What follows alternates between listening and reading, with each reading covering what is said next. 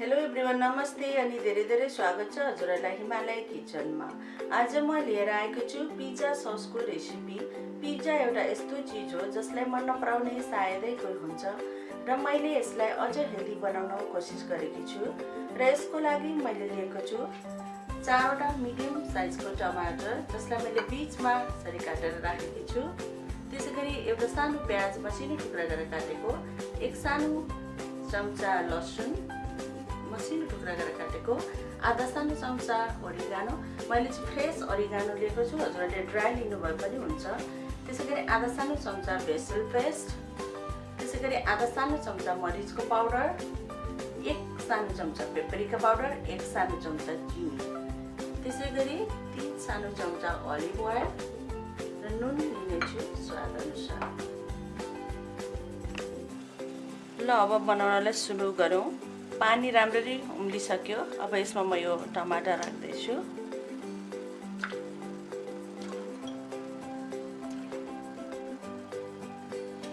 अब यो टमाटरलाई हामी 2 देखि 3 मिनेट यसमा बोइल गर्नेछौँ।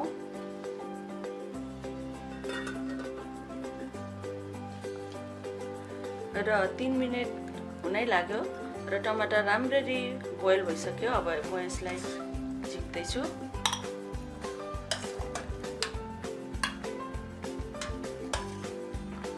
यसरी झिकेर यो टमाटरलाई 1 मिनेट सेलाउन छोडिदिनेछु र त्यसपछि म यसको बोक्रा फाल्नेछु। मैले बोइल गरेको टमाटरहरूमध्ये 2टालाई भने मसिनो टुक्रा गरेर अनि म्यास गरेकी छु र यो 2टाको भने म प्युरी बनाउने छु। यसलाई मैले राम्ररी बोक्रा निकालेर राखेकी छु।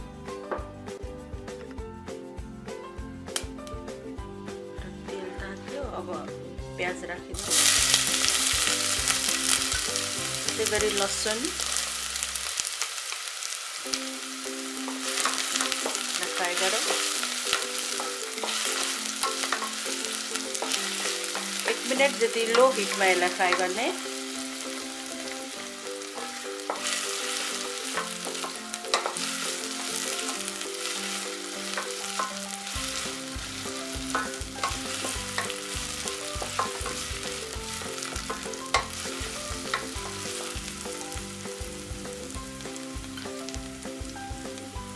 अघि मसिनो टुक्रा गरेर काटेर अनि म्यास गरेको टमाटर यहाँ राखिदिउँ।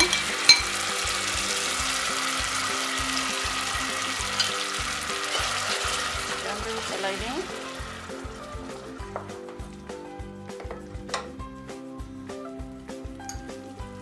अब यसमा यो ठिक पारेको चिनी, पेपरिका, मरिचको धुलो सबै राखिदिउँ। मिक्स गरिदिउँ।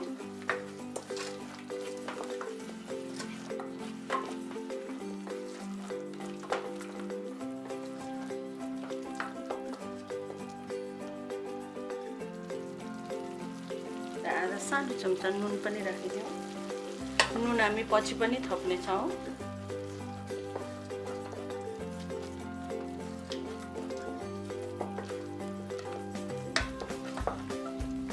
स्टोभलाई अझै लो गरिदिउँ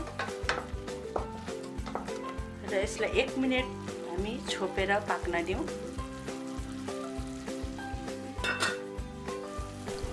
ल 1 मिनेट पनि भइसक्यो।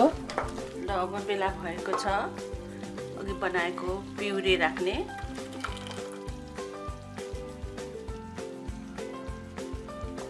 त्यसै गरी यसमा ओरिगानो लिप्स पनि राखिदिउँ, बेसिल पेस्ट र 1 पिन्च नुन फेरि थपिदिउँ। यसलाई मिक्स गरिदिउँ राम्ररी।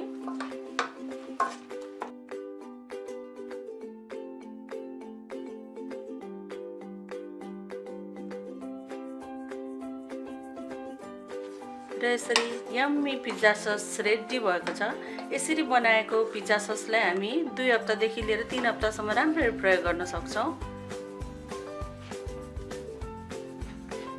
र यसरी तयार भएको छ पिज्जा सस। हस् त, हाम्रो भिडियो हजुरहरूलाई कस्तो लाग्यो लाइक कमेन्ट गरेर हामीलाई थाहा दिनु होला र यस्तै परिकारको रेसिपी अरू पनि हेर्न चाहनुहुन्छ भने सब्स्क्राइब पनि गरिदिनु होला र हेरिदिनु भएकोमा धेरै धेरै धन्यवाद।